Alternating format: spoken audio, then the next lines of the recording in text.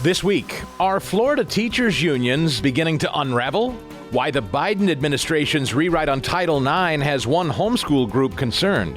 And a Mississippi school district's new dress code challenged in court for declaring boys can't wear dresses. These stories and much more coming up this week on The Lion Week in Review. Welcome into this week's edition of The Lion Week in Review. It's a weekly look at the culture, the courts, your state capitol, and your kids. I'm Chris Stegall, and now let's meet our panel. Some of the men and women behind the stories at readlion.com. Josh Mann is managing editor. Faith Perkins, staff writer at The Lion, and Jillian Schneider, also a staff writer at The Lion. Welcome to all of you. Thanks. Thank you. You bet. Jillian, we start with you this week, where in San Diego, if there's any question, when we talk about activism in public schools, if there's any question that it's activism, it's not just assisting or aiding or comforting or counseling. It seems to be now an active push to move into this pronoun conformity business, it seems. You've written about that out in San Diego. Yes, there was a school in San Diego called Logan Memorial that hosted an event, and it wasn't clear what age group it was targeted at, whether it was the middle school or the elementary or the high school, because it's a K-12 school. But the school hosted this event that was in part in conjunction with a drag performance group. So there was questions about whether that was appropriate or age appropriate for the students that were in attendance in the event. And they were even handing out these kind of small pamphlets at the event that were instructions about how to legally change your name and pronouns, your gender markers. And it was very detailed instructions about what paperwork has to be filed with what California court and how, minors, students should go about doing that if they wanted to legally change their name. And it's not clear whether parents knew this was going on. It appeared to be happening during the school day and, obviously endorsed by the school. And so I think parents, if nothing else, should be very concerned about the sorts of events that schools are hosting, bringing in these, as you said, these really social activists who are targeting their message to kids, and the group even outside of the school event. The drag performance group hosts workshops for kids or theaters for kids, does matinee performances at schools for free. It's very disturbing, and I think parents should be concerned about what's going on in their schools. Josh, it's this incrementalism. I think, over the years, and pick your issue, it's always, no, that's not what it's about. It's just about tolerance, or it's just about acceptance, or it's just about being kind. And the next thing you know, it sounds like a full-blown recruitment effort. Yeah, and California earlier this month, the Senate passed a bill that would effectively ban parental notification over issues such as when a child transitions genders. And so as some states are saying, no, we will require schools to inform parents of such matters, California, there are efforts to actually go the very opposite direction. And so, in some ways, I think you're right. It's incremental. It's been step by step. But when you look at what's happening, I think a lot of people are shocked, and it feels like all of a sudden it's happened. I think parents have to pay attention, and I think the big thing is electing school boards that are going to hold people accountable and that are going to pass policies that will respect parental rights. Faith, you're a strong person. I think probably through childhood and growing up, you had a great upbringing and you were confident and felt good about yourself. But we know statistically, kids in middle school and high school are increasingly more despondent and anxious and depressed and sometimes suicidal. This kind of thing seems to prey on that, in my opinion.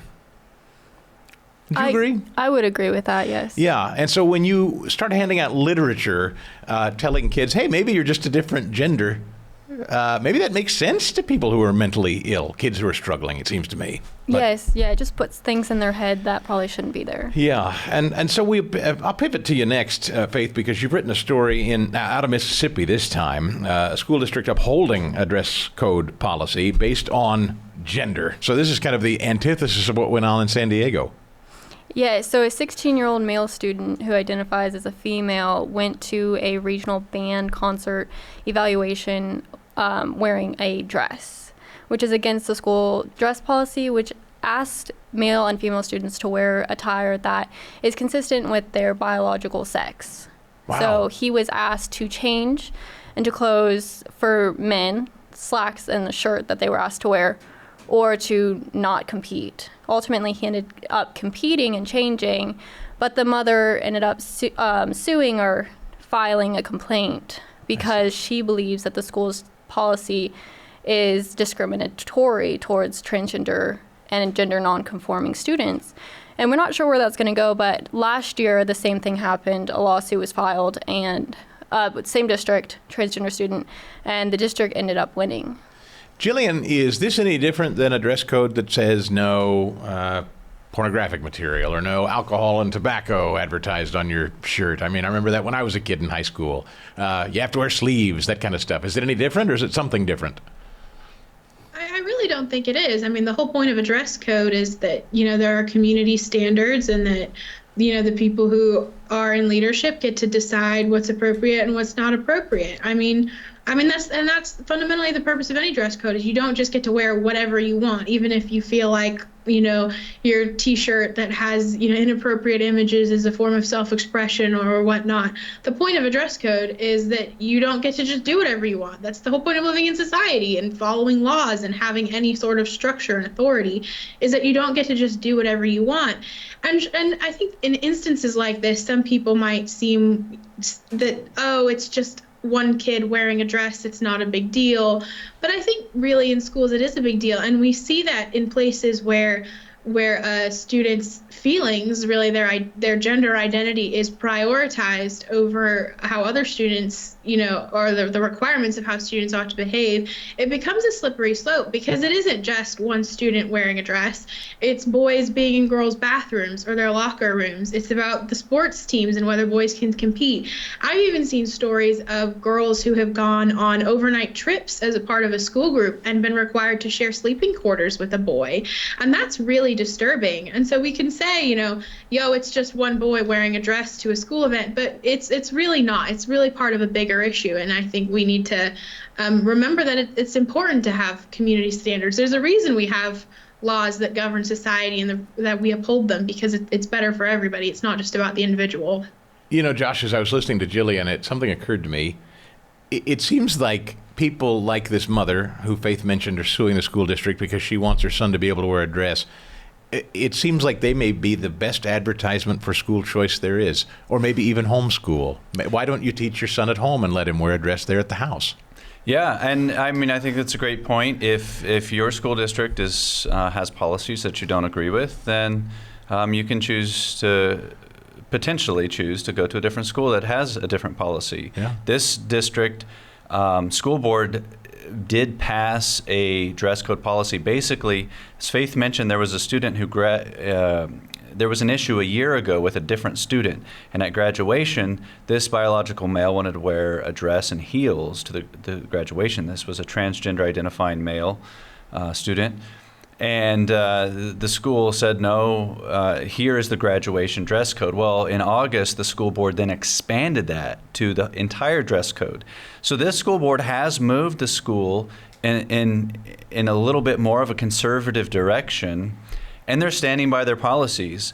But as we've said, people elect their school board members. Those school board members make policies, and so there is a process here. And if you are not happy with it, then there are ways to get civically engaged or to choose a different school. Just about every public institution or institution that receives federal funds now will be impacted by the new Biden administration, I guess if you want to call it editing or adding to or amending Title IX. And Josh, you guys at The Line have written about an interesting, I just mentioned homeschooling a little while ago. There's a homeschool group or a nonprofit that's kind of interested in this story. Can you explain that one? That's right. The HSLDA, which is a legal homeschool group that has probably done more for homeschooling than any other organization in the last 50 years. The question is, when it comes to Title IX law, basically institutions or educational institutions that receive federal financial assistance have to abide by the anti-discrimination components of Title IX, which include sex discrimination. Now, famously, the Biden administration has tried to push in lots of different ways to apply that to gender identity as well, and so kind of expanding that definition. Well, the issue is what counts as receiving federal financial assistance. For example, is a private school who has nonprofit status, 501c3, is that a form of federal assistance because there's some federal benefit to being tax exempt? That actually was argued in court, and fortunately was eventually overturned. And so, but just to see that there are attempts to target private schools and homeschools in this whole thing, and there are lawsuits being filed. So the HSLDA is very interested to continue to watch these court cases because there's pressure being placed on private schools, and in some states, homeschools are considered private schools, and so that's why we're talking about both. So it's another case where we have to watch the courts, and a lot of these issues are being decided in our court system. And this would apply, I think, Jillian, wouldn't you have to say this would apply to churches as well? It's an interesting argument, one that I don't know if the Supreme Court has settled or not yet, and I don't know, Josh, if you can speak to it, or Jillian, you'd like to. It's just interesting to me, the concept of I'm tax exempt as an organization, and because of my tax exempt status, that's something the government has given me, therefore I still have to abide by new government policies. I understand why that makes homeschoolers, and frankly, even houses of worship should probably be concerned if that's the new standard. Yeah, I mean, it's frightening, the idea that any nonprofit or any organization that has almost any interaction with the government at all somehow could have government strings attached. And I think it goes to show, just what a slippery slope it is when we're not vigilant about keeping government in its proper role. And that's what we have to do as citizens is keep our government accountable, elect people who we believe will stand with our values and keep the government in check. And that's the great challenge of democracy. When you have a government that's run primarily by the people or by representatives of the people, is always balancing how much power do we give the government, and then if we give too much, how do we find a way to take it away? And it's much more difficult to take it away once it's been given. And so I think this is a really, really important issue for religious groups, education groups, run-of-the-mill homeschool families to not drop the ball on this one, because it could have a big impact in years to come. Josh, back to you on this, because it's interesting to me. I know that Missouri, for instance, was embroiled in something not too terribly long ago about the state giving material to make, I believe it was something like playground surfacing or something. And the state was excluding Christian schools or churches from getting that material because they said, separation of church and state. And I think the Supreme Court or a high court got involved in that case and said, no, Missouri, you can't not give religious institutions or private institutions this stuff. That's actually exclusionary. So is this the reverse argument? Yeah, I think that's a great point. And that case has been a big driver of school choice and some of the legal precedent now for school choice. I think it is. Fortunately, the appeals court did overturn a lower court's ruling in this case. So the good news is the appeals court basically said, look, charitable organizations have been around a long time in this country, and they essentially said, so no, we're not going there with tax-exempt status. We're not going to require every org with tax-exempt status to abide by these federal rules. So that's a good thing. But still, that these things are being litigated, and you're continuing to see pressure put from those with this progressive ideology. It's concerning. And Jillian, I'd like to get your thoughts on this too, but Josh, while I've got you, this has always been the healthy tension between Christian school folks and homeschool folks. And I think they share great purpose in many ways, but for the time that I've been covering it, I have found homeschool advocacy groups have been wildly suspicious of tax dollars, school choice going to families for their own school needs and expenses because of this very thing. I mean, this seems to be the thing that homeschoolers would say, you see, this is the danger of flirting with tax-exempt status and school choice. How do you see it, and how does that shake out? Because it does seem to put the school choice issue, there's a bit of a schism there, and maybe it's never solved, and maybe this argument is why. Yeah, no, it's a great question. I mean, I'm a homeschool father. I understand the concerns from some in the homeschool community, but I'm also somebody who thinks that school choice is a good thing. And I think choice is the important word. Homeschool families, just like any other family, will have a choice whether or not to participate in for example, an ESA program. Many of the laws that are being passed that are enabling things like ESAs are also they're listening to the concerns of homeschool families, and they're building in protections. And so I think for those homeschool families who are willing to participate, they have those protections. Now, what if a different law gets passed? Well, that's true for all of us in a lot of different areas of life, and so that's why we need to be civically engaged. But you're not forced to participate. And so what I would tell those in the homeschool community who are maybe anti-school choice is just to think not only about their own children, but about education in general and how their tax dollars are being used. Is it civically or is it socially going to be better to give families choices? Now, it's still up to you whether you participate or not.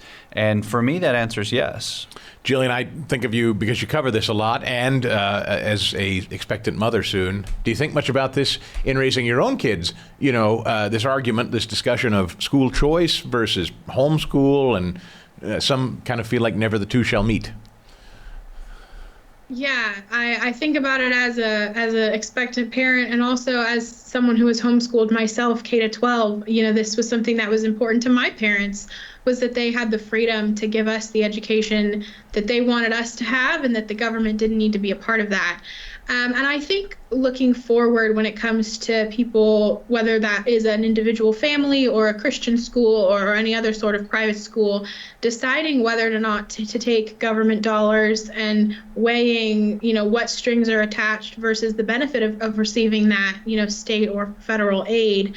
I think it's just really important that whenever we take money from the government in that form, that we acknowledge that there are strings attached and that we don't become overly reliant on that funding. That if it gets to the point where the requirements are too steep, the conditions are too unreasonable, as I think the Biden administration would make them with this Title IX rewrite, that we would be willing to walk away, that we would say, I would rather not have the money and I'd rather have my values and my principles. That to me is the most important thing. And at the end of the day, that's an individual decision for each institution or each family to make on their own. And I agree completely with Josh. It's important that families have choices, and individuals will make that decision differently about how many strings are too many or what strings. But it's important that we be having choices, and that we not depend completely on the government to be giving us those choices. It is a really interesting schism, and I think in the discussion of school choice, homeschooling, Christian education, this particular issue is the one that I think, how would I put it, teachers' unions and others are using as an entree to sow division in the school choice movement, I think pretty cleverly. So we'll continue to monitor that at the line, I know. We turn to a pretty sad story this week for many, many reasons. Here in Missouri, Josh, a state representative, lost his daughter and son-in-law who were serving as Haitian missionaries, and you've written about that. Yes, Davy and Natalie Lloyd were just 23 and 21 years old, serving as missionaries in Haiti. My understanding is that Davy's parents founded the mission agency or organization that he was serving, that they were serving with. They would do such things as help orphans, do youth ministry, youth programs there in Haiti. And on Thursday night, I guess this would have been in late May, the two of them were, it seemed, sort of kidnapped by gangs. Now, Ben Baker, the representative, has been very public about this, so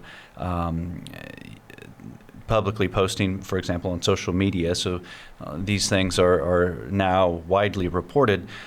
But a gang had essentially kidnapped at least Davy and beat him up, robbed him, and in some there was some chaos and misunderstanding or lack of understanding of what exactly happened next. But it seemed like one gang was involved in the initial robbery, and then at some point another gang had come along, and there was a lot of shooting. I don't know whether they targeted the missionary couple, but as a result, the two of them did lose their lives. They were shot to death along with a Haitian co-worker.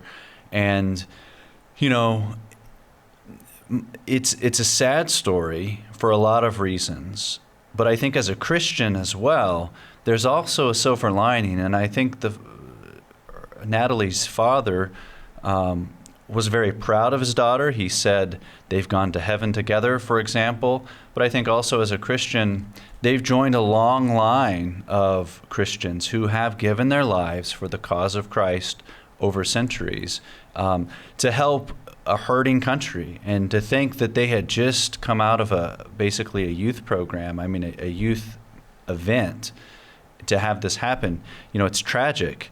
And yet, you know, I commend them for their example, really, to us all. I'm not sure, you know, what you can say about it other than we know Haiti has been a pretty chaotic place for quite a while. I know in my own church, mission trips have been taken there, and a very similar incident happened. No deaths, thank goodness, but a gang came up to rob a group from my church that was in a van down there serving. So and this was even pre that massive prison break, if memory serves, that I imagine, hundreds of, maybe not thousands of prisoners are roaming free in Haiti right now. Yeah, I think my understanding is that essentially the gangs regional gangs run different areas of Haiti. The government's really not in control. You know, there's still, I think a lot of mission organizations have pulled out. Yeah. But this was another thing I thought was just an excellent example of, Davey grew up in Haiti, and so this is home to him, essentially. But to know that Christians are continuing to serve there, I think is an important point. And I hope the world takes notice. I hope those who maybe are on the outside or on the fringe of Christianity would look and ask themselves, well, why is this young couple willing to give their lives in a dangerous place? That's because they really believe what they believe. Well said. We'll leave it there. Jillian, you have an opinion piece this week at the Lion that I think is a good one. I guess you do too, because you wrote it. If school choice, you say, is welfare for the wealthy, then what do you call public school? Explain.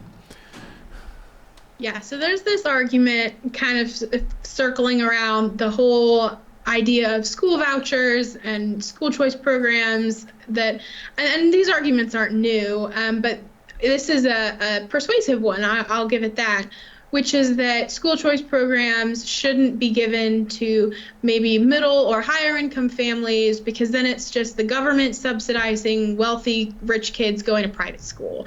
And that sounds terrible. Why would we want to subsidize, families going to a private school who can, afford it? And I grew up in California, so I think of, all the Silicon Valley kids whose dads run these giant tech companies. That's the image that comes to mind. And I'm sure that's different in other regions of the United States. But it's a very, popular argument. One thing that's worth noting is that a lot of school choice programs that do exist currently do either prioritize or restrict their eligibility towards lower income families. And I think that's understandable why they do that. But the Goldwater Institute really decided to take a look at what was going on in Arizona. And so they published this report, which is the foundation of my article. And what they found was that these kind of quote unquote higher income families that do participate in Arizona's universal ESA program only end up taking about $100 million of ESA money, whereas those same higher income families, granted many more of them who participate in public schools, take about $1.4 billion in funding. So that's $100 million in the ESA program versus $1.4 billion in the public schools. And it really, to me, raises this question of the reality is that your public tax dollars are going to go fund rich, wealthy kids' education somewhere. If you live in Arizona, at least, it's either going to fund them through the ESA program or it's going to fund them through public schools. So this whole idea that school choice is somehow doing something that we're not already doing through the public education system is a little bit ridiculous. And I think this report shows that. And the reality also in Arizona is, and this is true in many other school choice programs as well, is that taxpayers are actually spending less money per student in an ESA program or a school choice program than they are through the public schools. So if you want to save money and also subsidize rich kids' education, it's cheaper to do it through school choice than it is to do through public education. So there's a lot in this piece, and it raises some interesting questions, but really it's a matter of not whether we subsidize, but how we subsidize. Because the reality is that we're already spending money on these kids' education, and the question we should be asking is what is the most efficient way to be doing that? You know, Faith, I don't know where it came from. I don't know, maybe it's an old idea, but today, knowing what I know now about all the opportunities there are for kids and their educations outside of a public school setting, this attitude that is still, or this lie, in my view, that's still told that private education is only for rich kids and that every opportunity outside of a public school costs hundreds of thousands of dollars or something. Do you think we've broken through yet, or can we change the narrative and the discussion that private school is just for rich kids? I think we can. I'm not sure if we have yet. I've gone to both public and private. And I think the reality is, in order to go to a good public school, you have to live in a wealthy or nice neighborhood. I mean, St. Joe, for example, the houses there are pretty cheap and affordable, but the schools there are like the lowest rating schools. So if you want to go to a good public school, you have to live where the houses are more expensive. So, I mean, the argument can be made there as well. That's a great point. Josh, only the wealthy benefit from school choice. That is something they have said over and over and over again. Yeah, and I think the article is so important. It makes a great point. So well done, Jillian. That public education by definition is public. It is government subsidized education for families, no matter their income, no matter their wealth. And so here's what the logical argument would be from teachers unions and others who are sort of spreading this idea that this is funding or subsidizing rich kids is, well, let's just make families that are above a certain income threshold, let's actually charge them for public school. I mean, yes, they're paying taxes already, which are going to be more in property taxes on average than lower income families. But let's also charge them tuition, because somehow we should penalize them for their wealth. Yes. I mean, that's kind of the more consistent logic here, I think. No, rather, if we're going to offer public education, let's try to be efficient. Let's try to do it in an affordable way, in an effective way, and let's not have a one-size-fits-all approach. Let's recognize that kids are all different, and it's not all based on wealth. It also has a lot to do with their learning styles, the disabilities they may have been born with or developed, and that would seem to me to suggest we offer choices. And so, whatever the mechanisms are for our funding, that is a hard question. We need to debate that. But this idea that somehow school choice is welfare for the wealthy, that's a great slogan. It's a good bumper sticker, but I don't think it holds up. It's a real close cousin to the argument we've had for decades in this country about the tax code, isn't it? I mean, they're very similar arguments. Yeah, that's right. Wealthy people paying their fair share and what have you. Jillian, you've been busy over there at readlion.com this week. You've got another one about the Florida teachers unions. There's some discord down in our South. Yes. So in the Miami-Dade School District, which is one of the biggest school districts in the United States, and certainly one of the biggest ones in Florida, there is kind of two rival teachers unions. There's the old establishment teachers unions called the United Teachers of Dade, and there's a new up-and-coming union that's kind of more of a grassroots organization right now called the Miami-Dade Education Coalition. And ever since Governor DeSantis, I can't remember if it was 2022 or 2023, but he signed a law that required teachers unions and all public sector unions, not just teachers unions, but public unions, to maintain at least 60% membership in order to be certified. And if a union isn't certified, they can't bargain on behalf of employees. So certification is a big deal. And the United Teachers of Dade is struggling to maintain that 60% enrollment threshold, basically. And as a result, they're facing decertification, and the Miami-Dade Education Coalition is basically rising up to challenge them for being the chosen union of the Miami-Dade educators. And this is a really big deal because it's a movement to kind of take back teachers' unions, which have become very corrupt in many places. They're basically special interest lobby groups who are oftentimes just funneling dues money to Washington, D.C. or state politicians, and not really helping teachers, not representing teachers, not doing anything about the issues that local teachers really care about. And so the Miami-Dade Education Coalition wants to change that in Florida, and they want to take back their union. And it's a great effort. It's ongoing. Their election hasn't been scheduled yet, but they're hoping that it gets scheduled for before the end of June, because the teacher's contract is expiring. So it's an exciting development. It's not something we see a lot of, but it would set a great precedent for teachers of integrity taking back their unions and doing what they're supposed to be doing. Josh, I can't help but think it's very similar to trade unions. We hear a lot about the rank and file union members are much different right now politically than their union bosses. And one wonders, if you see a fracture in the teachers union, that could mean their entire house of cards collapses. Yeah, they are bleeding members at a staggering rate and have been since COVID. I think a lot of teachers didn't agree with what the top was saying about the pandemic and about a lot of the things that have happened. And like you say, they often don't agree politically with where the union's going, who they're supporting. And in this case, I think it's good to see some competition. When you conglomerate power, you get what we've been seeing a lot of these big unions do, and they start, all of a sudden, they're not really representing very many of their own constituents.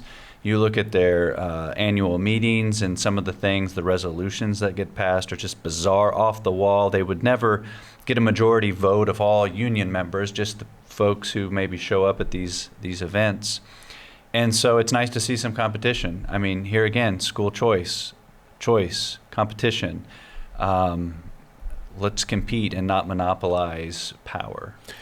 These are the kinds of stories and opinion pieces you get all day, every day at readline.com. Before we wrap up, we always like to ask the panel their favorite stories of the week. It's ladies first, and Faith, you kick it off. Your favorite story this week at readline.com. Yes, my favorite story is Arizona teacher retires at 35, citing students' addiction to their phones. We were talking about this a little before the show started today. Yeah, that's was that an open editorial that teacher wrote, or do you remember?